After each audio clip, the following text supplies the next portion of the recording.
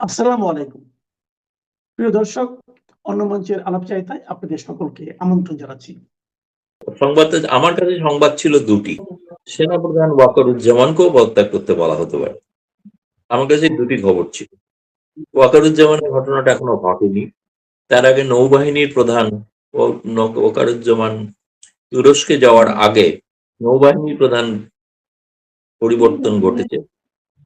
তিনি তারপরে তুরস্ক গেছেন, তুরস্ক থেকে ফেরার পর হয়ে যাবে। তার কারণ হচ্ছে যে তারেক রহমান সরকারের অনেকে মনে করেন যে এই দুই ব্যক্তি তারা যে ভূমিকাই পালন করে থাকুন সাম্প্রতিক সময়, কিন্তু এরা ব্যক্তিগতভাবে শেখ হাসিনা পরিবারের অত্যন্ত ঘনিষ্ঠ।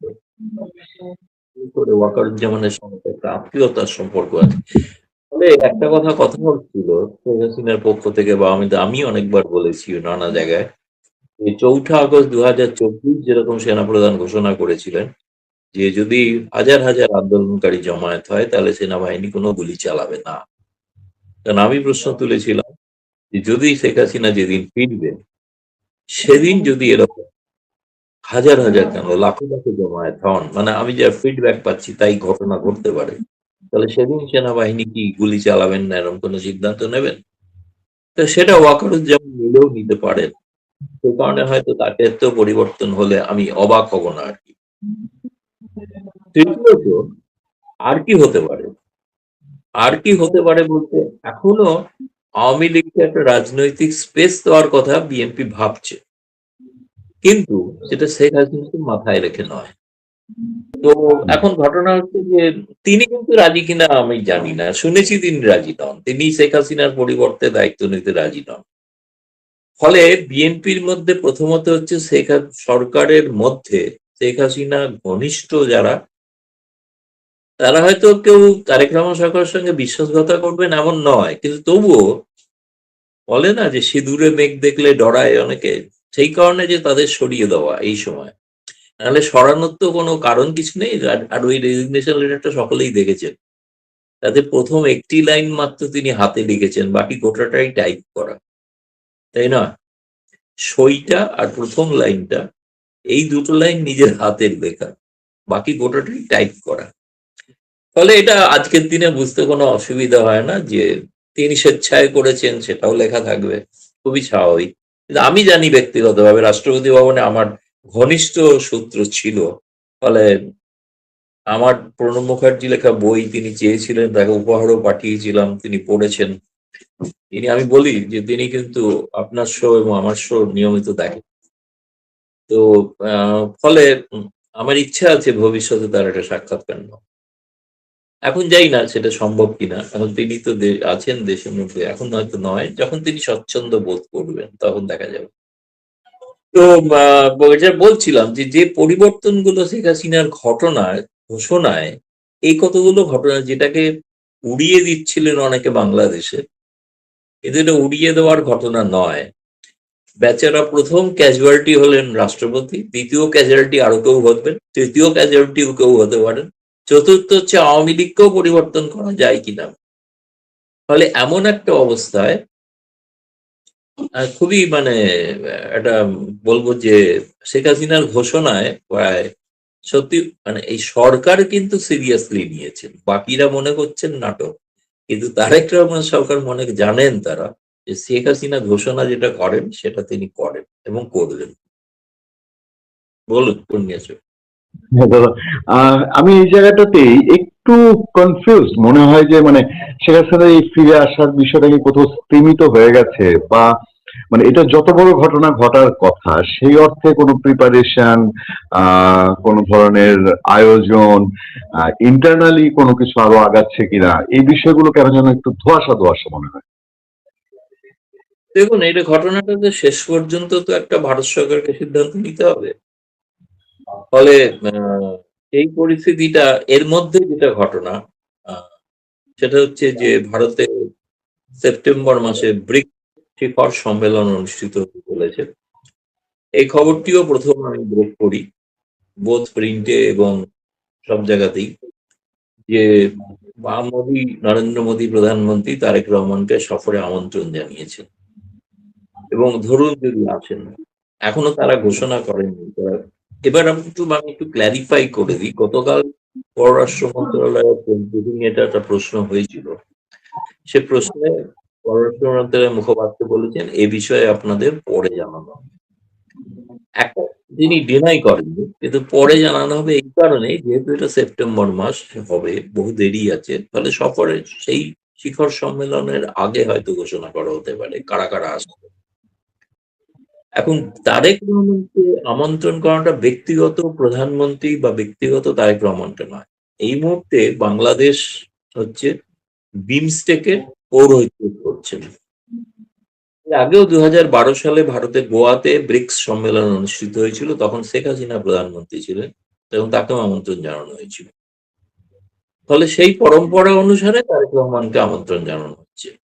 এখন ধরুন শেখ হাসিনা যাবেন ডিসেম্বরে, তার আগে সেপ্টেম্বরে তারেক রহমান দিল্লি আসবেন ব্রিক্সের সম্মেলন উপলক্ষে।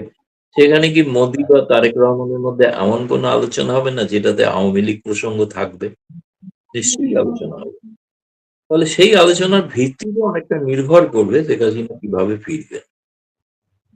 ফলে এখন তারেক রহমান সরকার তারেক রহমানকে সিদ্ধান্ত নিতে হবে, যেটা গতকাল পরশুদিন আপনাদের প্রতিমন্ত্রী যেটা বলেছেন যে চিঠি আমাদের কাছে এসেছে, আমরা প্রধানমন্ত্রীর কাছে পাঠিয়ে দিয়েছি, ফলে প্রধানমন্ত্রী সিদ্ধান্ত নেবে। ফলে যেহেতু প্রধানমন্ত্রী এখনো কোনো সিদ্ধান্ত ঘোষণা করেননি, সেই কারণে ভারতের পররাষ্ট্র মুখপাত্র সরাসরি স্পষ্ট আগ বাড়িয়ে কোনো জবাব দিতে চাইছেন না।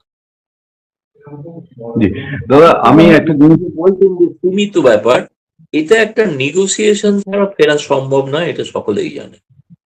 একটা নেগোসিয়েশন কিছু একটা হতে হবে। সেই নেগোসিয়েশনের আপনাকে একটা পথ বললাম, একদিকে যেমন তারেক রহমান সরকার তার প্রশাসন থেকে তথাকথিত হাসিনা পন্থী অনুরাগীদের অপসারণ করবেন। তৃতীয়ত শেখ হাসিনা আওয়ামী লীগ সম্পর্কে একটা অন্য বার্তা দেওয়ারও চেষ্টা করেছেন, রাজনৈতিক বার্তা, যে শেখ হাসিনা নয় অন্য কেউ দায়িত্ব নিলে তারা দিতে পারেন জায়গা। তৃতীয়ত এই আলোচনায় ভারতের সঙ্গে আলোচনায় প্রসঙ্গ উঠলে সেটা কোন দিকে গতিমুখ নেবে তার উপর একটা নির্ভর।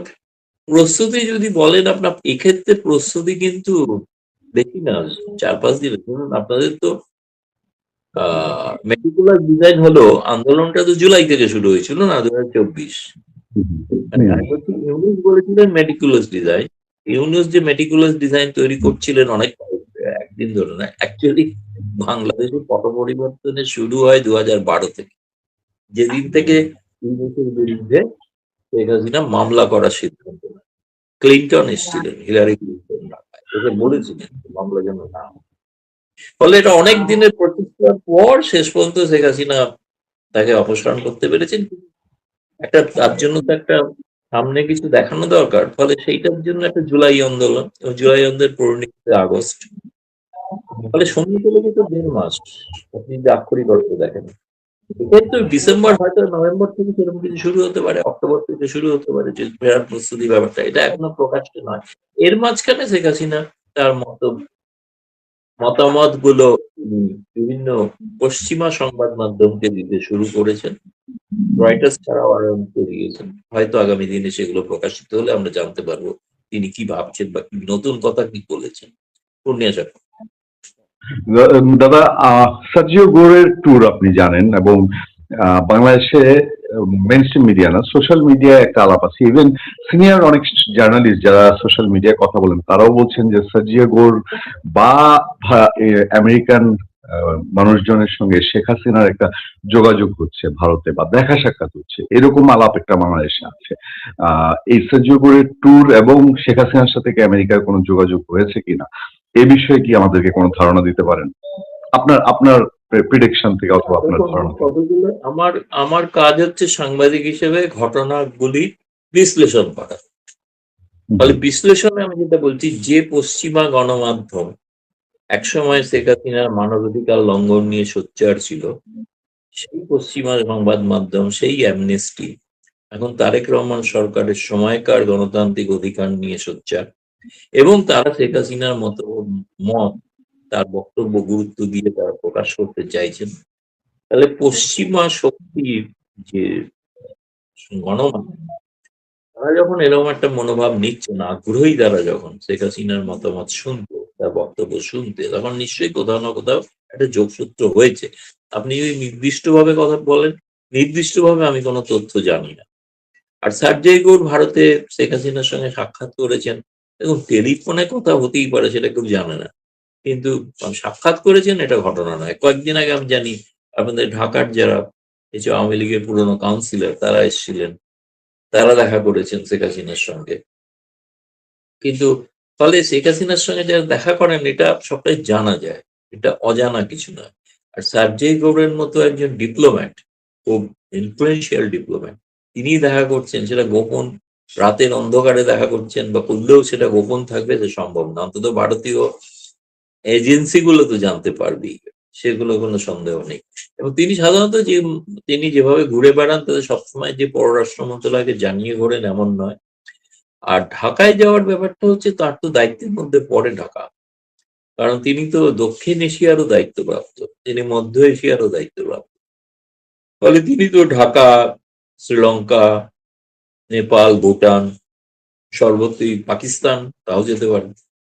ফলে তার তো ঢাকা যাওয়াটা অস্বাভাবিক কিছু। এবং ঢাকায় তো আপনি জানেন যে 30 তারিখে পৌঁছানোর কথা, সেখানে প্রধানমন্ত্রী তারেক রহমান থেকে শুরু করে আরো অনেকের সঙ্গে তার যেটা এজেন্ডা, আমার কাছে, আমি গতকাল এটা প্রশ্নটা করেছিলাম, তাদের পররাষ্ট্র মন্ত্রণালয় এড়িয়ে গেছে, বলেছে আমাদের ঠিক জানা নেই। লক্ষ্য করে ম্যানিলাতে যে আসিয়ান বৈঠকের সময়, যেখানে আপনাদের খলিলুর রহমানের সঙ্গে আমাদের জয়শঙ্কর পররাষ্ট্রমন্ত্রী সাক্ষাৎ হয়েছে, বা মার্কো রুবিওর সঙ্গে যে সাক্ষাৎ হয়েছে, সেখানে কিন্তু সার্জেই ঘোর উপস্থিত ছিলেন। ম্যানিলাতে তিনি কিন্তু ছিলেন, এবং ম্যানিলায় তিনি যখন ছিলেন তিনি সব আলোচনারই তিনি সাক্ষী, তিনি জানেন। তারপরেই তিনি খলিলুর রহমানকেও জানিয়েছেন তিনি কি করতে চান, এবং খলিলুর রহমানের জন্যই তিনি কিন্তু সফরের সময়সূচি ঠিক করেছেন, যাতে খলিলুর রহমান ঢাকায় থাকেন, সেই কারণে। এবং সেই অনুসারেই কিন্তু দেখা সাক্ষাৎ হবে ঢাকাতে। তারপরে ঢাকাতে গেলে তিনি কোথায় গিয়ে দেখা করছেন সকলেই জানতে পারবে। কিন্তু মূল উদ্দেশ্য যেটা, আমার যেটা মনে হয়, যেটা আমেরিকা চায়, যে শি জিনপিং যেটা বলেছেন যে বাংলাদেশ, মায়ানমার, চায়না করিডোর, সেটাতে আপত্তি। দ্বিতীয়ত হচ্ছে যে চীনের সঙ্গে যতটা সম্ভব ব্যবসায়িক সম্পর্ক থাকুক, সেটাতে আপত্তি কারুরই নয়, ভারতেরও নয়, আমেরিকারও থাকবে বলে মনে হয় না। কিন্তু এমন কোনো স্ট্র্যাটেজিক সম্পর্ক যেন না তৈরি হয়, যে স্ট্র্যাটেজিক সম্পর্ক সম্পর্কে আমেরিকার আপত্তি থাকবে। এই ব্যাপারে ভারত যুক্তরাষ্ট্র সহমত। ফলে চীনকে ঠেকিয়ে রাখার ব্যাপারে সহমত দুটি দেশই। এবং সকলেই জানেন যে খলিলুর রহমান তো তিনি অনেকটাই তিনি ওয়াশিংটনের আশীর্বাদ ধন্য মানুষ, এটা সকলেই জানেন, জানেন না যে তা নয়। যার কারণে না হলে তিনি জাতিসংঘের সভাপতিও হতে পারতেন না। ফলে খুব ইন্টারেস্টিং সময় আসছে বাংলাদেশের জন্য, এ বিষয়ে কোনো সন্দেহ নেই। ঠিক এরই প্রেক্ষাপটে শেখ হাসিনার প্রতি, দেখুন আমেরিকা কিন্তু তাদের দেশেও কিন্তু নির্বাচন আসুন সেনেট, ফলে তাদেরকেও দেখাতে হবে যে তারা গণতান্ত্রিক মূল্যবোধে বিশ্বাস করেন। তারা বাংলাদেশের এমন একটা সরকারকে সমর্থন করছেন যেখানে আওয়ামী লীগের কোনো স্পেস নেই। ফলে সেটা কিন্তু তার দেশে প্রশ্ন উঠতে পারে। ডেমোক্র্যাটদের সঙ্গে তাদের ফারাক আছে, রাজনৈতিকভাবে, আদর্শগতভাবে ফারাক আছে। ডেমোক্র্যাটরা থাকাকালীন তারা আওয়ামী লীগকে পছন্দ করেন না। ডেমোক্র্যাটরাই বলা যেতে পারে শেখ হাসিনা উৎখাতে একটা বড় ভূমিকা পালন করেছিলেন। ইউএস এইড যে পাঠিয়েছিলেন, সেই এইড ট্রাম্প এসে বন্ধ করে দিয়েছে সব, এখনকার মতো দেওয়া হয় না। মার্কিন দূতাবাসে জামায়াত সহ বহু 48 জন যে কর্মী নিয়োগ হয়েছিল তাদের অধিকাংশকেই এখন সরিয়ে দেওয়া হয়েছে। 1-2 জন আছেন, সিনিয়র লেভেলে আছে, বাকিরা নেই। ফলে এক্ষেত্রে একটা খুব, আমি বলছি যে ট্রাম্প প্রশাসনের দৃষ্টিভঙ্গি বাইডেন প্রশাসনের দৃষ্টিভঙ্গি থেকে ডিফারেন্ট, আলাদা। সেটা আমি ফোরকাস্ট করতে পারবো না। সেটা উনি ঢাকায় গেলে তখন কিভাবে কথা বলছেন, মিলিত হবেন, সুশীল সমাজের সঙ্গে মিলিত হবেন, টাউন হল করতে পারেন, সমস্ত রাজনৈতিক দলের সঙ্গে দেখা করবেন। এখন দেখা যাক সেটা কি দাঁড়ায়। দাদা, আমি সবশেষ একটা প্রসঙ্গে একটু আপনার মতামত জানতে চাই। সেটা হলো, বাংলাদেশে এরকম একটা ব্যাপার আছে, যেমন বিএনপি যদি বলি যে 24-এর পরে 19 সময়ে অত বেশি ভারত বিরোধী বক্তৃতা দেয়নি বিএনপি মানুষজন, মিড লেভেলে দিয়েছে। আর এর আগে শেখ হাসিনা পতনের আগের সময়টা বছর খানেক সময়টা বিএনপি খুব শক্তভাবে ভারত বিরোধী বক্তৃতা দিত। এখন যে যে রাষ্ট্রপতি শাহাবুদ্দিন সরানো হচ্ছে বা অন্যান্য যাদেরকে সরানো হচ্ছে, এমন একটা ধারণা অনেকের মধ্যে আছে যে এটা শুধু আওয়ামী লীগের লোক না, ভারত সংশ্লিষ্ট বা ভারতের সঙ্গে যাদের যোগাযোগ আছে, ভারত যাদেরকে পছন্দ করে এমন মানুষজন কি সরানো হচ্ছে কিনা আপনার কি মনে হয়? বাংলাদেশকে বিএনপি সরকার এসে ভারত ঘনিষ্ঠ মানুষদেরকে গুরুত্বপূর্ণ জায়গা থেকে সরাচ্ছে কিনা, আপনার কাছে কি এরকম মনে হয় কিনা? এটা মনে হতো, আমি নিশ্চিত হতাম যদি আপনাদের স্বরাষ্ট্রমন্ত্রীকে সরিয়ে দেওয়া হয়। কিন্তু 9 বছর ভারতে ছিলেন রয়ের তত্ত্বাবধানে, তিনি তো বহাল তবিয়তে আছেন না, ফলে ভারতপন্থী মানুষ ক্যাবিনেটে আছেন। আমি এখনো বিশ্বাস করতে রাজি নই যে ভারতপন্থী বলে সরিয়ে দেওয়া হচ্ছে। এইখানে শেখ হাসিনার এইখানে কোনো রোল নাই। শেখ হাসিনার আশা নিয়ে উনি যে ফিরবেন এইটা নিয়ে কোনো কথা নাই। শেখ হাসিনা ফেরার কথা যখন ঘোষণা দিয়েছেন, শেখ হাসিনা এখানে ফিরবেন, এইটা ঠেকায় রাখা যাবে না। আর যদি আর্মির মধ্যে কোনো এরকম চেঞ্জেস যদি করতে যায় বা কিছু, তাহলে আই ডোন্ট নো, আমাদের সামনে we have the example of Nawaz Sharif. You have the example how he wanted to remove Pervez Musharraf. He did not allow his aircraft to land. এখন এইখানে কি হবে আমি জানি না। So we have to be very careful, we have to understand, এবং এই timings গুলি খুব ইম্পর্টেন্ট হয় একটা রাষ্ট্রের জন্য। সো দেখা যাক, আমি জানি না what kind of relationship the Prime Minister is having with the Army Chief এই মুহূর্তে। I'm sure it must be good, খারাপ হবে না হয়তো। কিনা আপনি ফোনে আমার সঙ্গে একটু দ্বিমত পোষণ করেছেন যে বাংলাদেশের প্রেসিডেন্ট শাহাবুদ্দিন আহমেদ, তিনি মোহাম্মদ শাহাবুদ্দিন, তিনি রিজাইন করেছেন, পদত্যাগ করেছেন। এখন পদত্যাগ করেছেন না করতে বাধ্য হয়েছেন এটা নিয়ে দ্বিমত আছে। তার পদত্যাগ পত্র নিয়েও নানান রকম আলাপ আলোচনা চলছে এবং একটু তো ব্যতিক্রম, কারণ স্বাভাবিকভাবে তিনি তার মেয়াদ শেষ করতে পারেননি। হয়তোবা বিএনপি ক্ষমতায় এসছে, বিএনপি তার রাষ্ট্রপতি বসাবে, এটা একটা ব্যাপার ছিল, কিন্তু দুইটা আলোচনা খুব নানান রকম কথার সূত্র তৈরি করছে। একটা হলো বলা হচ্ছিল তার সাথে শেখ হাসিনার ফোনে কথা হয়েছে, সাবেক প্রধানমন্ত্রী, যদিও রাষ্ট্রপতি সেটা অস্বীকার করেছেন। তিনি বলেছেন যে এটা একেবারে বেসলেস। আরেকটা আলাপ আছে যে রাষ্ট্রপতি পদত্যাগের আগে শেখ হাসিনার ঘোষণা ছিল যে তিনি ডিসেম্বরে আসতে চান। অনেকে মনে করছেন যে সরকার নানা রকম প্রিপারেশন নিচ্ছে, সরকার সর্বদলীয় বৈঠক করেছে, সেই পারপাসে কি শেখ হাসিনা ডিসেম্বরে ফেরার ঘোষণার সাথে প্রেসিডেন্ট শাহাবুদ্দিনকে সরিয়ে দেওয়ার কোনো সম্পর্ক আছে কিনা, আমি এই বিষয়ে একটু আপনার কাছ থেকে বিশ্লেষণ আশা করি। আপনি পুরো বিষয়টি কিভাবে দেখছেন অ্যাডভোকেট মহসিন রশিদ? জি, অফকোর্স উনাকে রিকোয়েস্ট করা হয়েছে। আমি যতটুকু জানি 21 তারিখে এই রিকোয়েস্টটা করেছেন প্রাইম মিনিস্টার তারেক। আমার যতটুকু খবর সেটা হলো 21 তারিখে এই রিকোয়েস্টটা করেছেন, এবং এই রিকোয়েস্টের আগে যখন তারেক সাহেব এসেছেন, প্রেসিডেন্টের সাথে কথা বলেছেন, উঠেছেন, বসেছেন ওনার সাথে, তখন প্রেসিডেন্ট সাহেব নিজেই অফার করেছিলেন যে আপনি যখন বলবেন যে এখন আপনি আপনার দলীয় লোক দিতে চান বা আপনার নিজস্ব রাষ্ট্রপতি রাখতে চান, তখন আমি রিজাইন করব, আপনি খালি জানিয়ে দিয়েন আমাকে। তো প্রাইম মিনিস্টার জানিয়েছেন, জানার পরে উনি রিজাইন করেছেন। এইখানে কোনো ধরনের প্রবলেম নাই। ইট ইজ নট যে শেখ হাসিনার সাথে ওনার কথা হয়েছে কিনা, আর কথা তো হতেই পারে, আমি বলছি না যে হয়েছে, কিন্তু আমি এক নাগরিক হিসাবে জাস্ট বলি যে উনি যদি কথা বলতে চান বলবেন। আমি কি কথা বলতে পারি না? আপনি কি কথা বলতে পারেন না? কোনো মানা আছে কোনো নাগরিকের কথা বলার জন্য? কোনো আইন আছে যে শেখ হাসিনার সাথে কথা বলা যাবে না? সেই শেখ হাসিনা এই দেশের নাগরিক।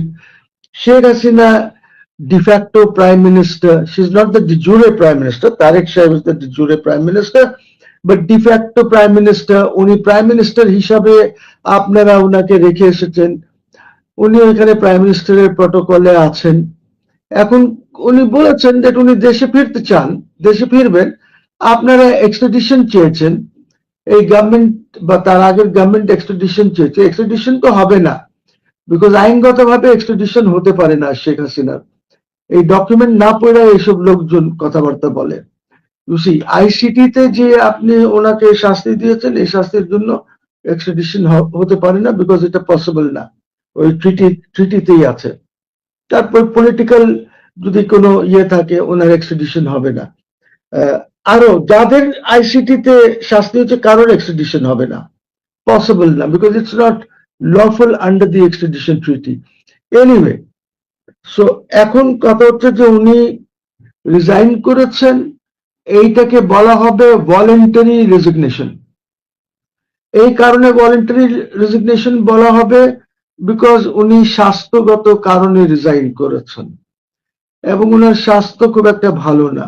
ভলেন্টারি এই কারণে বলবো আমি যে একজনের রিজাইন করার এখতিয়ার আছে, সে যখন ইচ্ছা রিজাইন করতে পারে। যদি ওনাকে সরানোর, ইমপিচ করার যদি ইচ্ছা থাকতো সরকারের, তাহলে তারা পার্লামেন্টের মাধ্যমে করতে পারতেন।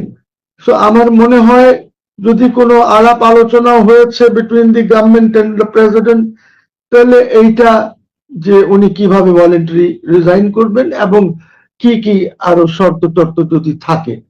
আমি শুনেছি যে ওনাকে কিছু আশ্বাস দেওয়া হয়েছে, ওইগুলি আমার ব্যাপার না, আমি বলবো না কি আশ্বাস দেওয়া হয়েছে, কিন্তু আমি শুনেছি যে ওনাকে 3টা ইয়ে দেওয়া হয়েছে। ওইটা উনি গভর্নমেন্ট বলেছে কোনো অসুবিধা নাই, তারা মানবেন, তারা ওই যা বলেছেন ওইসব রিকোয়েস্ট ওনার একসেপ্ট করেছে গভর্নমেন্ট। এখন প্রশ্ন দাঁড়াচ্ছে যে এত কথা কি আছে একটা রাষ্ট্রপতিকে নিয়ে? শেখ হাসিনার সাথে আলাপ করেছে, তাতে কি হয়েছে? শেখ হাসিনা তো এই দেশের রাষ্ট্রপতি ছিলেন। শেখ হাসিনাকে শপথ পড়িয়েছেন উনি, ইউনুসকে শপথ পড়িয়েছেন। যদিও ইউনুসের শপথ আমি আনকনস্টিটিউশনাল এন্ড ইললিগাল মনে করি, বিকজ ইন্টারিম গভর্নমেন্ট হতেই পারে না। তারপরে উনি তারেক সাহেবকে শপথ পড়িয়েছেন। He is the only president যিনি 3টা সরকারকে শপথ পড়িয়েছেন। আর আমাদের এই 54 বছরের ইতিহাসে তো এরকম নাই। 3 পিপল উনি পড়িয়েছেন, 3টা প্রধানমন্ত্রী উনি, বা 3টা হেড অফ গভর্নমেন্টকে উনি পড়িয়েছেন। So he is not an ordinary person, উনি প্রেসিডেন্ট এই দেশের। তো এইখানে আমি আর আসলে উনি অসুস্থ, উনি চিঠিতে তো উনি কি কি রোগে আক্রান্ত উনি তো সব বলেছেন, which is a fact. Why এইটা নিয়ে এত আমরা কথা বলছি কেন? এত জামাত টামাত কত কথা বলছি, কি গভর্নমেন্ট কোনো কথা বলেছে? গভর্নমেন্ট তো বলছে না কোনো কথা। গভর্নমেন্ট কেন বলবে? একটা লোকের রিজাইন করার এখতিয়ার আছে। কালকে যদি তারেক সাহেব মনে করেন যে না আমি রিজাইন করব, আমি প্রাইম মিনিস্টার থাকবো না, করতে পারেন। এইটার মধ্যে আমরা এত কিছু কেঁচুমেচু খুঁজতে যাব কেন? He has resigned. He has performed very well. উনি যদি না থাকতেন আপনার 24-25 তারিখে, তাহলে এই সরকার চলতো না। তবে একটা জিনিস আছে, সেটা হলো যে ভালো হতো যদি উনি রিজাইন আরো পরে করতেন, বিকজ ওয়াকারুজ্জামান সাহেব, general Wakeruzzaman is not in the country. এই সময় বোধহয় রিজাইন করাটা খুব একটা ঠিক হয় নাই, বা ইভেন রিকোয়েস্ট করাটা ঠিক হয় নাই, because he is also the supreme commander of the armed forces. তো ওয়াকার সাহেব ঢাকায় থাকলে আর্মি সহযোগিতায় যদি উনি করতেন আরো ভালো হতো। উনি হয়তো 2-4 দিন ওয়েট করলে হতো যে ওয়াকার সাহেব চলে আসুক, তারপরে করি। গভর্নমেন্টের উচিত ছিল যে ওয়েট করি, বিকজ উনি তো ইসের সাথে, আপনার আর্ম ফোর্সেস সাথে জড়িত তো উনি।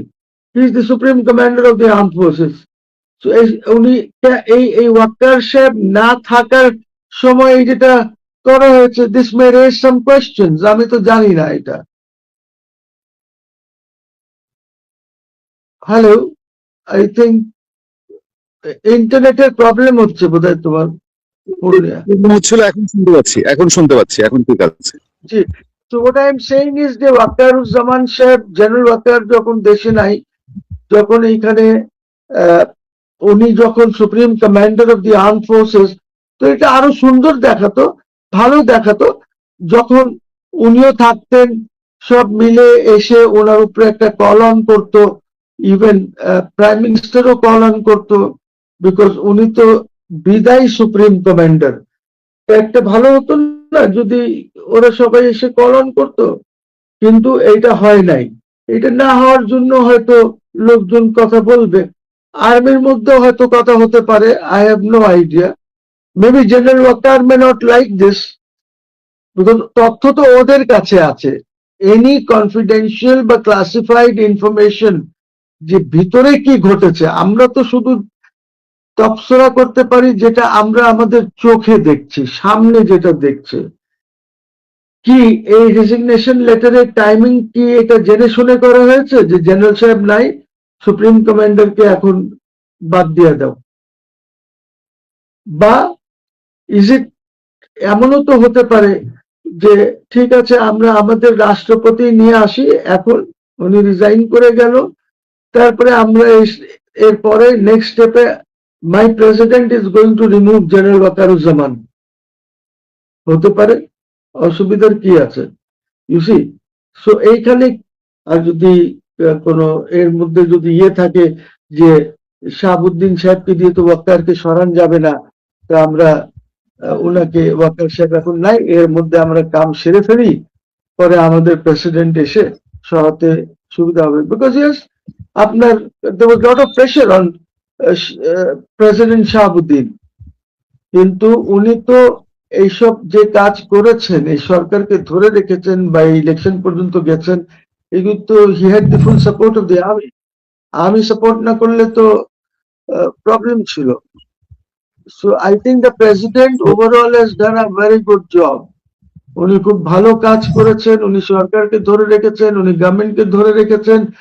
উনি যদি না থাকতেন তাহলে বিএনপি ইজ অলসো রাইট, যদি তখন যে এরা বলেছিল যে কনস্টিটিউশনাল ভ্যাকিউম হবে, ওই যখন ওই যে ইলিনয়ের একটা থার্ড গ্রেড প্রফেসর আছে না, কি নাম ওর, ওই প্রফেসরের ওই কমিটির মধ্যে এই কথাগুলি উঠেছিল, তখন বলেছে যে না, প্রেসিডেন্টকে সরান যাবে না, প্রেসিডেন্টকে সরাইলে there be a constitutional vacuum, and BNP was absolutely right. Constitutional vacuum তো হতোই যদি আপনি প্রেসিডেন্টকে সরাই দিতেন। Then the only option at that point in time would be remove the Yunus government and Waker should have taken over. যদি আপনি প্রেসিডেন্টকে সরাই দিতেন তাহলে এই ঘটনাটা ঘটে যেত। সো আমি জানি না যে কি পরিস্থিতি আছে, বিকজ এই রিলেশনশিপ গুলি তো খুব ম্যাটার করে, খুব কাউন্ট করে, যে prime minister relationship with the president, prime minister relationship with the army chief, এই জিনিসগুলি খুবই ম্যাটার করে। এটা চারটিখানি কথা না, it's not easy, it's very difficult to maintain this relationship. জি পূর্ণিয়া, ওভার টু ইউ। আমি একটা জিনিস খেয়াল করলাম, একটা খুব ছোট অংশ, কিন্তু এই অংশটা এখন একটি খুব ঢাকার পলিটিক্সে, সেটা হল যে এনসিপি এবং জামাতে ইসলামী তারা মোহাম্মদ শাহাবুদ্দিনের অ্যারেস্ট চায়, তার বিচার চায়। এটার বেসটা কি, কি মনে হয় প্রশ্নটা কি হতে পারে? There are two things. There are two things. One is আপনি শাহাবুদ্দিন সাহেবের বিচার করতে পারবেন না জুলাই অগস্ট নিয়ে। কারণটি হচ্ছে উনি তখন রাষ্ট্রপতি ছিলেন, রাষ্ট্রপতির একটা ইমিউনিটি আছে under article 51 of the constitution. কাজে ওইগুলি ওরা, মুশকিল হচ্ছে আমাদের এই যে পলিটিশিয়ান বা লোকজন, এরা কোনো পড়াশোনা বা কিছুই করতে চায় না, এরা খালি গলাবাজি করতে জানে এবং যা মুখে আসে তাই বলে। President Shahabuddin cannot be tried for anything that has occurred or has happened July অগস্টে, বিকজ উনি আগের থেকেই প্রেসিডেন্ট ছিলেন এবং ওনার ইমিউনিটি আছে, টোটাল ইমিউনিটি আছে ওনার, both civil and criminal, for all his acts and things done as the president.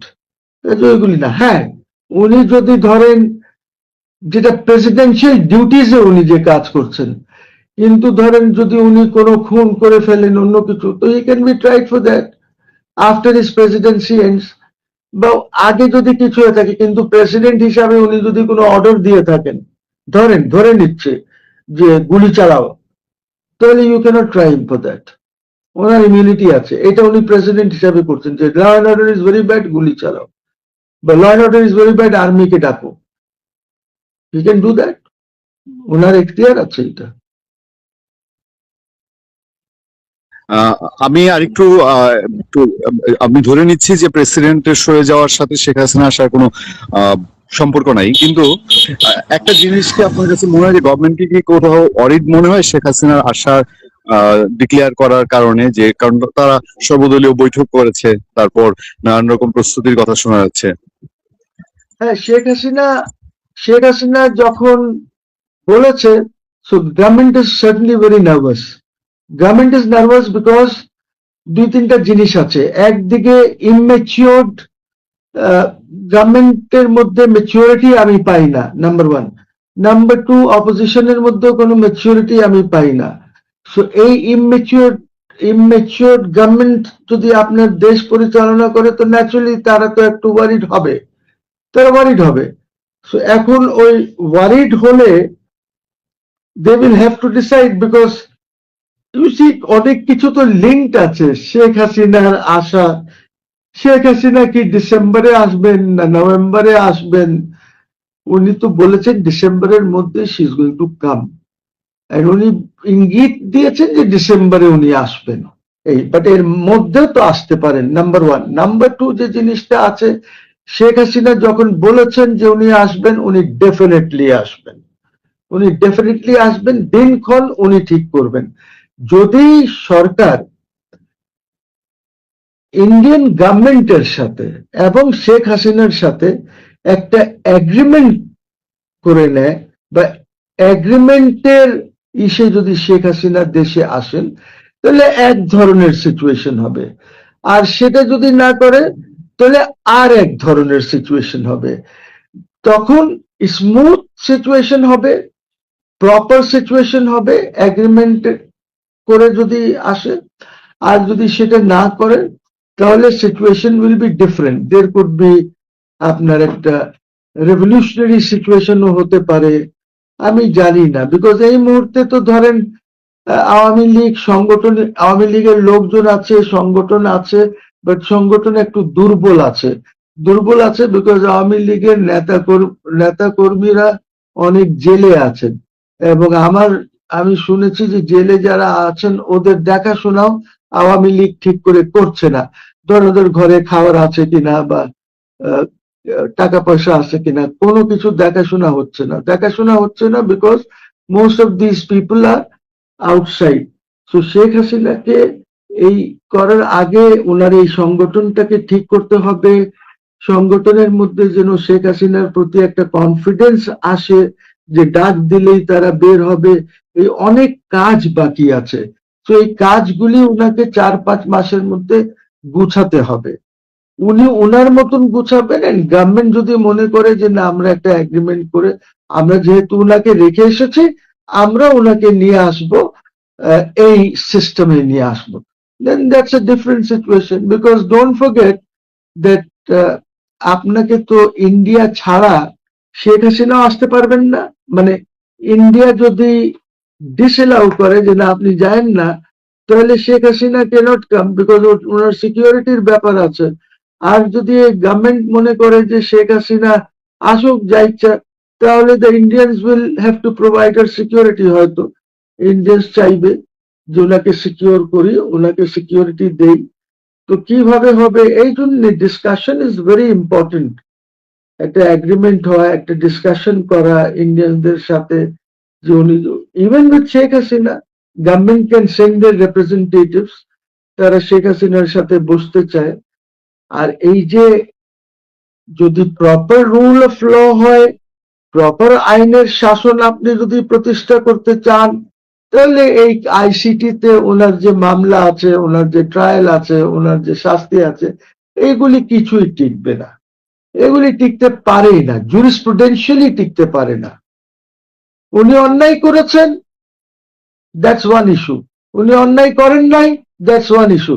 কিন্তু আপনি আইসিটিতে এটা কিভাবে করেছেন? আপনি আইসিটিতে করেছেন বিকজ বলা হলো যে ইলেকশন হতে পারে না যতক্ষণ পর্যন্ত হাসিনাকে শাস্তি দেওয়া না হয়। শাস্তি দিতে হবে। শাস্তি দিলে তারপরে যেই মুহূর্তে এটা হয়ে গেল তারপরে ইলেকশনের কথা শুরু হলো। সো এই জিনিসগুলি তো ফ্যাক্টস উইল অ্যাপ্লাই। তারপরে আরো অনেক ঘটনা আছে, অনেক কথা হবে। যেমন আমি বলি যে আপনি আপনি তো শেখ হাসিনাকে ডিফেন্ড করার কোনো সুযোগ দেন নাই। আপনি তো শেখ হাসিনাকে পলাতক হিসাবে ট্রায়াল করেছেন, absconder. She's been tried as an absconder, but she did not abscond. উনি absconder হতেন যদি উনি এই ট্রায়াল ফেস না করার জন্য পালিয়ে যেতেন, তা করেন নাই। বিকজ তখন তো উনি জানেও না যে ওনার বিরুদ্ধে আইসিটিতে মামলা হবে। উনি যেদিন গেছেন ওই দিন কি উনি জানেন যে আইসিটিতে মামলা হবে? ওই দিন কি ওই আইসিটি অ্যাক্ট এমেন্ড করা হয়েছে? No no no no, she was not in the country. 5 তারিখে ওনাকে 5 তারিখে তো গভর্নমেন্টই নাই। ওই একটা 24-এর অ্যাক্ট যে এমেন্ড করে ওনাকে ট্রায়াল করতেছে তাও তখন নাই। সো ওনাকে তো আপনি রেখে এসেছেন আর এক দেশের হেফাজতে, যে ভালো আমার প্রাইম মিনিস্টারকে হেফাজত করে রাখবেন আপনি। ওনারা বলেছেন ঠিক আছে, ওনারা ওইভাবেই ওনাদের যা বলেছেন ওনারা ওইভাবে করছেন। এখন আপনি তো জানতেন যে শেখ হাসিনা ইজ ইন দিল্লি, লুকানো তো না, এমন তো না যে আপনি জানেন না উনি কোথায় পালিয়ে গেছে। ইউ নো দ্যাট আমরা নিজেরাই দিল্লিতে রেখে এসেছি, উনি তো পালায় নাই, উনি পালায় নাই। আপনি অ্যাবসকন্ডার হিসেবে ট্রায়াল করেছেন, ঠিক আছে, কেন করলেন? আপনি ওনাকে একটা ওয়ারেন্ট, একটা কোনো নোটিশ, একটা সামান্স আপনি পাঠাতেন বাংলাদেশ হাই কমিশনের মাধ্যমে, ওনার উপর সার্ভিস করাতেন through the Indian foreign office. আপনি আপনার ফরেন অফিসের মাধ্যমে হাই কমিশনকে পাঠাতেন। আপনার হাই কমিশন তো আমার লোক, বাংলাদেশের লোক, তো বাংলাদেশের রিপ্রেজেন্টেটিভ। হাই কমিশন যে জায়গাটা আছে, হাই কমিশনারের বাড়ি ঘর অফিস আমাদের, এটা তো আমার টেরিটরি, বাংলাদেশের টেরিটরি। তো আপনি ওর মাধ্যমে সার্ভিস করতেন, আপনাকে অসুবিধা ছিল? You should have allowed her to defend herself. সে তো অর্ডিনারি লোক না, সে তো কোনো অর্ডিনারি লোক না। আজকে তারেক সাহেবকে যে লন্ডন পাঠানো হলো বন্ড নিয়ে, যে উনি আর রাজনীতি করবেন না, এটা কেন করা হলো? এটা করা হলো because the then government thought যে আমরা এভাবে ছাড়বো না ওনাকে। উনি যদি একটা বন্ড দেন যে আমি আর কোনোদিন রাজনীতি করব না, তাহলে ছেড়ে দেব। উনি বন্ড দিয়ে দেশ থেকে চলে গেছেন। শেখ হাসিনা তো তা করে নাই। শেখ হাসিনা কোনো বন্ড দিয়ে তো যায় নাই, শেখ হাসিনা তো প্রধানমন্ত্রী হিসাবে গেছে। এইসব বেকার কথাবার্তা বলে লাভ নাই। You will have to sit with Sheikh Hasina, একটা এগ্রিমেন্ট করতে হবে, বসতে হবে। শেখ হাসিনা না, ইন্ডিয়ার সাথে তো বসতেই হবে, যেহেতু উনি ও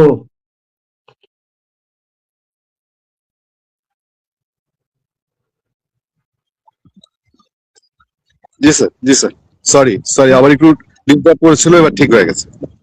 আচ্ছা, না আমি বলছি স্যার, যে এই কারণেই বলছি যে বাংলাদেশ টেরিটরিতে আপনি পাঠাতেন, সার্ভিস করে দিতেন ডাইরেক্টলি শেখ হাসিনার উপরে, যে আপনার ট্রায়াল করবে। আপনি শেখ হাসিনা বাংলাদেশের এমবাসিতে বসেও তো ট্রায়াল ফেস করতে পারত, ওইটা তো আমার টেরিটরি, ভার্চুয়ালি করতে পারতো। আমরা করি নাই, এরশাদ সাহেবের সময় আমরা ভার্চুয়ালি করেছি।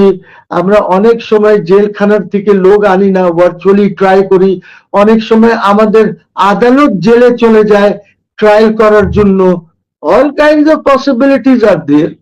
আপনি তো পারেননি, আপনি স্ট্রিক্ট বিকজ আপনাকে বলা হয়েছে, not BNP but others have said, অন্য যারা আছে জামাত টামাত, ওরা বলেছে যে ট্রায়াল না করে আমরা ইলেকশন বয়কট করবো, ইলেকশনে যাবোই না। আগে আমরা একটা জাজমেন্ট চাই আইসিটির থেকে। দিছে, তাজুল সাহেব অ্যারেঞ্জ করেছে, তাজুল তো ওদেরই লোক, তাজুল অ্যারেঞ্জ করে দিয়েছে। বিকজ ওইখানে কোর্টের যে পরিস্থিতি ছিল, স্বাভাবিক পরিস্থিতি ছিল না। হোয়াট এভার তাজুল উঠছে সেটাই হতো, হোয়াট এভার তাজুল উঠছে সেটাই হতো। এই ট্রায়াল এত খারাপ হয়েছে এক। দ্বিতীয়ত 2009-এর পরে যে জামাত নেতাদের ট্রায়াল হয়েছে সেটা এত খারাপ হয় নাই যত খারাপ তাজুল এস চিফ প্রসিকিউটর যে ট্রায়ালটা করেছে। সো কি করব বলো, আমি আর এগুলি তো আছে। দুটো বিষয় ছোট ছোট একটু আলোচনা করে শেষ করতে চাই। দুটো একবারই প্রসঙ্গগুলো আপনাকে তুলে ধরতে চাই। একটা হলো যে এখন যে সিচুয়েশন, এই সিচুয়েশনে এই বিচারগুলো থেমে গেলে কি আবার বিচার হতে পারে? এবং পাশাপাশি আরেকটা প্রসঙ্গ হচ্ছে যে আমরা শুনতে পাচ্ছি, অথেন্টিক সোর্সে আমরা শুনছি এবং আলোচনায়ও আসছে, আমাদের এখানেও শো করেছেন কেউ কেউ ভারত থেকে, তারা বলছেন যে বিএনপি একটা স্পেশাল মেসেজ দিয়েছে শেখ হাসিনাকে যে উইদাউট শেখ হাসিনা যদি আওয়ামী লীগ হয় তাহলে সেই আওয়ামী লীগকে তারা স্পেস দিতে চায়। এটা একটা ব্যাপার। আপনার কি মনে হয় যে এটা পসিবল? Impossible, impossible. কালকে যদি কেউ বলে যে বিএনপি কে তারেক রহমান ছাড়া আমরা পলিটিক্স করতে দেব, তারেক রহমান সাহেব পারবেন না। ইম্পসিবল। বিএনপি থাকবেই না, আওয়ামী লীগ থাকবেই না। What are you saying? Awami League জাসুদ মাসুদ হয়ে যাবে, বিএনপি জাসুদ টাসুদ হয়ে যাবে তারেক রহমান ছাড়া। Because they are the backbone of the party. Party চলে কবর থেকে, বঙ্গবন্ধুর ইমেজে চলে, ওইটা চলে আমাদের রাষ্ট্রপতি জিয়াউর রহমানের ইমেজে, নট খালেদা জিয়া। জিয়াউর রহমানের ইমেজে, খালেদা জিয়াও রাজনীতি করেছেন জিয়াউর রহমানের ইমেজে। ইউ সি দিস, এটা তো simple. Why can we understand যে পার্টিগুলি এরকম। Jamaat is different, Jamaat party is different, it's cadre based party, ওদের একটা সিস্টেম আছে, সিস্টেমে লিডারশিপটা হয়, ইটস এ গুড ইয়ে। এইভাবে যদি আমাদের যে বিএনপি বা আওয়ামী লীগ চলতো খুব খারাপ হতো না, ভালো হতো যদি, তো লিডারশিপ চেঞ্জ হতো। বাট বিএনপিতে আর আওয়ামী লীগে তো কোনো লিডারশিপ গ্রো করার কোনো স্কোপ নাই, কোনো স্কোপ নাই। Can there B any leader যে এসে প্রাইম মিনিস্টার হবে ওইখানে? Will Sheikh Hasina allow that? Will Tariq Zia allow that? করলে ভালো হয়, করলে ভালো হয়। কেন? এই মিস্টেকটা তো বঙ্গবন্ধু করেছেন। যদি বঙ্গবন্ধু এই মিস্টেক না করতেন, উনি যদি সুপ্রিম লিডার হয়ে থাকতেন, তাজউদ্দিন সাহেব প্রাইম মিনিস্টার থাকতো বা অন্য কাউকে প্রাইম মিনিস্টার করা হতো, তাহলে তো এই পরিণতি হয় না। ইউ সি, বিকজ আপনি যখন পাওয়ারেও থাকবেন তখন there is a problem. He could have been the supreme leader, ওনার কথাই তো উঠতো বসতো সবাই, কিন্তু তখন কন্ট্রোল করতে পারতেন। সো এখন কি তারেক সাহেব বা শেখ হাসিনা এরা কি পার্টি যদি ছেড়ে দেয়, এই পার্টি কি থাকবে? পার্টি থাকবে ফ্যামিলি ছাড়া? আজকে দেখেন জাতীয় পার্টি, এরশাদ সাহেবের জাতীয় পার্টি রংপুরে কত স্ট্রং হওয়ার কথা সেটাকে, কিন্তু কে ধ্বংস করলো? এরশাদ সাহেব নাই, ওনার ভাই ধ্বংস করে দিল। সংগঠন করতে পারলো না, 3-4 হাজার ভোট পায় এরশাদ সাহেবের নামে। What are you saying? Just try to see কি অবস্থা। তো এরা না থাকলে তো পার্টি থাকবে না, জাসদের চেয়েও খারাপ হবে। আমি জানি না বাংলাদেশের জন্য ভালো হতে পারে, দ্যাটস অ্যানাদার ইস্যু, কিন্তু এইসব গল্প করে কোনো লাভ নাই। শেখ হাসিনা ছাড়া there is no Awami League. Sheikh Hasina যা বলবে ওনার লিডার্স বা এইটাই করবে। এখন প্রবলেম হয়ে গেছে, I think there is a little vacuum, leadership vacuum হয়ে গেছে। বিকজ ওদের জেনারেল সেক্রেটারি নাই, ওদের একটা থার্ড ক্লাস জেনারেল সেক্রেটারি ছিল। কেন যে ওই লোকটাকে রেখেছিল, একটা joker, he was a joker this man, কি নাম, ওবায়দুল কাদের মাদের কি নাম ওর। You see, he could have got better people. Ashraf সাহেব ছিলেন খুব ভালো। এখন এইখানে তো ওনার কাছে তো লোক ছিল, ওনার কাছে তো শিক্ষিত লোক, ভালো লোক আছে কিছু, এমন তো না যে নাই। But anyway, she has to decide যে উনি কি করবেন। ওনাকে তো ওনার সাংগঠনিক ইসেকে স্ট্রেংথেন করতে হবে আসার আগে। সেটা যদি না করেন তাহলে বিপদ ওনার জন্য। তো অনেকে যারা আমাকে ফেসবুকে ফলো করেন তারা অলরেডি জেনে গেছেন। আমি মনে বলেছিলাম 8জন কমিশনার এবং 4জন আপনার চেয়ারম্যান দেখা করেছেন। এই, সেটা হচ্ছে যে আপনার জেলা পরিষদের চেয়ারম্যানরা 4জন। তো এই 8জন যারা দেখা করেছেন, এটা এখন অনেকে বলতে পারেন যে ভাই এই 8জন দেখা করেছেন বা 12জন দেখা করেছেন, আপনি এগুলো বলে দিচ্ছেন, সকলের নাম বলে দিচ্ছেন, কে কোন এরিয়ার বলে দিচ্ছেন, ভাই কেন, বা এটা তো ক্ষতি হয়। তাদের উদ্দেশ্যে আমি বলি, আমার নেত্রীর সাথে যারা দেখা করেন তারাও যেমন চোর না, তাদের কথা বুক ফুলিয়া বললে সামান্যতম পাপ হবে না। আর যারা মনে করেন যে সব গোপন রাখতে হবে তাদের বলি আপনারা গোপনেই থাকেন, কারণ আপনারা আন্ডারগ্রাউন্ডের লোক। আপনারা হচ্ছেন, আমি সবসময় একটা কথা বলি যে বিএনপির ভিতরে যেমন 20% জামাত আছে, আওয়ামী লীগের ভিতরেও এখনো 30% গুপ্ত জামাত রয়েছে, কিন্তু জামাতের ভিতরে কোনো আওয়ামী লীগ বিএনপি নেই।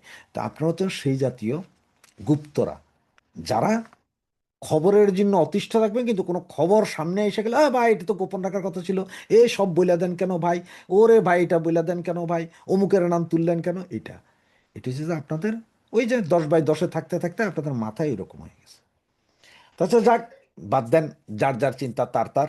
ওই বিনাশকালে বুদ্ধি নাশ একটা কথা আছে, যে আপনাদের কাছে মনে হয় যেন কেউ কথা বললে বা ইয়ে করলে, আমরা কারা দেখা করেছে কারা কথা বলছে এটা বলছি, ওখানে কি কথা হয়েছে ভিতরে, কি কি গোপন কথা হয়েছে সেটা আমরা প্রকাশ করি না, যেটা আপনার টেলিগ্রাম গ্রুপ বা হোয়াটসঅ্যাপ গ্রুপে করে ওটা আবার রেকর্ড করে ছেড়ে দেন তেমনি। তো আজকে চলুন, আজকে যারা যারা দেখা করেছে দেখেন, আমি আপনাদেরকে এর আগেও বলেছিলাম, নেত্রী যেদিন আপনার ঘোষণা দিয়েছেন যে নেত্রী ডিসেম্বরের মাঝে ফিরবেন, তার ঠিক 6 দিন পরে প্রথম একটা গ্রুপ দেখা করেছে, যেখানের মধ্যে আপনারা সকলেই জানেন বিপ্লব বড়ুয়া, SM কি বলে আমাদের এই যে মন্ত্রী সাহেব, আম, সমরেজা ভাই, এরপরে ঝর্ণা বারোই, এরপরে নানক সাহেবের মেয়ে, এ ধরনের আরো 8 জন দেখা করেছিলেন। আর আজকে দেখা করেছেন 12 জন। তো এটা ছিল যে আপনার ঢাকা দক্ষিণের 8 জন কমিশনার। 2 নং ওয়ার্ডের কমিশনার আনিসুর রহমান সরকার বা আনিসুর রহমান, উনি কমিশনার ছিলেন দক্ষিণ গোরান ও খিলগাঁও এলাকার, খিলগাঁও থানা। এরপরে 10 নং ওয়ার্ডের কাউন্সিলর মারুফ আহমেদ মনসুর, উনি হচ্ছেন যে মতিঝিল এজিবি কলোনি ফকিরাপুল এলাকা, মতিঝিল থানা। এরপরে 20 নং ওয়ার্ড কাউন্সিলর ফরিদউদ্দিন আহমেদ রতন বা ফরিদউদ্দিন, এলাকা হচ্ছে যে আপনার সেগুনবাগিচা, তোপখানা রোড, বঙ্গবন্ধু এভিনিউ এবং ঢাকা মেডিকেল কলেজ সচিবালয় সংলগ্ন এলাকা, মানে শাহবাগ থানার উনি। 21 নং ওয়ার্ড কাউন্সিলর মোহাম্মদ আসাদুজ্জামান, এলাকা হচ্ছে যে ঢাকা বিশ্ববিদ্যালয় এলাকা, শাহবাগ, নীলক্ষেত ও রমনা এলাকা, শাহবাগ থানা। 24 নং ওয়ার্ড কাউন্সিলর মোকাদ্দেস হোসেন জাহিদ বা মোকাদ্দেস হোসেন জাহিদ, এলাকা শহীদনগর ও আমলিগোনা এলাকা, লালবাগ থানা। এবং 38 নং ওয়ার্ড কাউন্সিলর মোহাম্মদ ইমতিয়াজ মান্নাফি, আহমেদ ইমতিয়াজ মান্নাফি অথবা গৌরব, যিনি গৌরব নামে পরিচয়, 38 নম্বর উনি। ওনার এলাকা হচ্ছে নবাবপুর রোড, কাপ্তান বাজার, বনগ্রা লেন, জেনিনগর রোড লেন এলাকা, ওয়ারি থানা। এরপরে 69 নং ওয়ার্ড কাউন্সিলর সালাউদ্দিন আহমেদের এলাকা ডেমরা, কামারপাড়া ও ডেমরা ইউনিয়নের প্রাক্তন 1, 2 ও 4 নং ওয়ার্ডের। এই 8 জন কমিশনার দেখা করেছেন, সাথে যে 4 জন আপনার জেলা পরিষদের চেয়ারম্যান দেখা করেছেন। তাদের একজন হচ্ছে পিপলু, যশোর জেলা পরিষদ; নাসির, সিলেট জেলা পরিষদ; রোমান, শেরপুর, রাজশাহী; এবং মুক্তিযোদ্ধা মীর ইকবাল, রাজশাহী। ওনারা দেখা করেছেন নেত্রীর সাথে।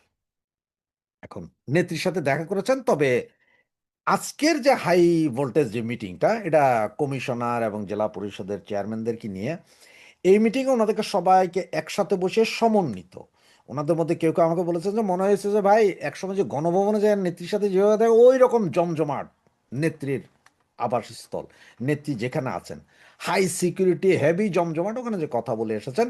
তবে ওনাদের কারোর সাথে পার্সোনালি 1 মিনিট করেও কথা বলেননি, সমন্বিত সকলকে একসাথে রেখে। যতটুকু জানতে পারলাম সেখান থেকে নেত্রীর যে কথাটা ছিল সেটা হচ্ছে যে সকলে প্রস্তুতি নিতে হবে, আমাদের সময় খুব সংকীর্ণ। নেত্রী হাসতে হাসতে নাকি বলেছেন যে নভেম্বর ডেডলাইন, ডিসেম্বর হেডলাইন। তো নভেম্বর ডেডলাইন, ডিসেম্বর হেডলাইন, মানে ডিসেম্বরের সমস্ত পত্রিকায় হেডলাইন হয়ে যাবে নেত্রী দেশে।